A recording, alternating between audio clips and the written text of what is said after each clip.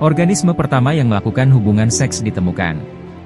Sebelum burung dan lebah, ada Fractophusus, makhluk prasejarah yang menurut para ilmuwan adalah organisme pertama yang menggunakan metode rumit untuk bereproduksi, bukan hanya berkembang biak secara aseksual.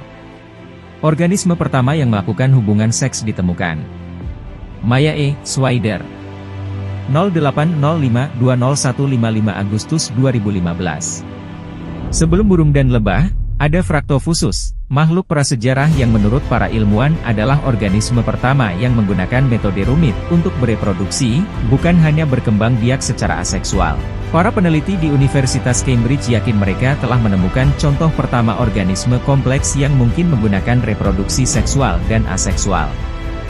Namun para ilmuwan menekankan masih ada beberapa mata rantai yang tersisa dalam rantai evolusi sebelum mereka dapat mengatakan dengan pasti bahwa ini adalah makhluk pertama yang melakukan hubungan seks. Ini akan menjadi pertama kalinya kami benar-benar mendapatkan bukti betapa besar dan rumitnya reproduksi organisme, dan kami yakin ini adalah salah satu organisme tertua, kata Dr. Emily Mitchell, salah satu peneliti Cambridge, kepada Deutsche Welle.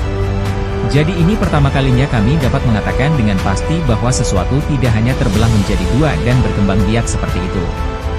Organisme ini disebut Fractophusus, yang tidak sepenuhnya tumbuhan atau hewan, dan hidup sekitar 565 juta tahun yang lalu pada periode Ediacaran, pada masa Prakambrium, Pradinosaurus.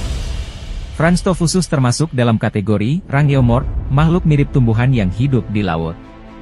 Para peneliti dapat secara pasti menunjukkan bahwa Fractophusus memiliki dua bentuk reproduksi, satu adalah aseksual, dan mirip dengan cara reproduksi tanaman stroberi atau laba-laba saat ini.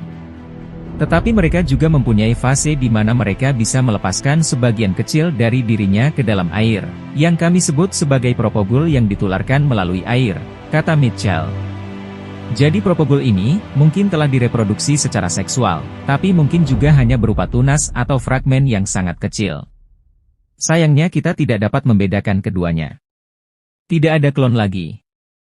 Fractophusus dapat tumbuh dengan panjang antara beberapa sentimeter hingga beberapa meter. Para peneliti fokus pada tiga area, yang disebut pesawat tempat tidur, yang berisi lebih dari 1.000 spesimen Fractophusus dan beberapa spesies lain yang ditemukan bersamaan, yang ditemukan di lepas pantai Newfoundland, Kanada.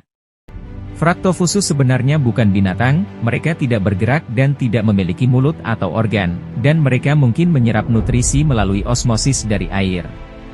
Mereka juga menunjukkan pola pengelompokan reproduksi aseksual yang sama seperti yang ditunjukkan tanaman modern saat ini.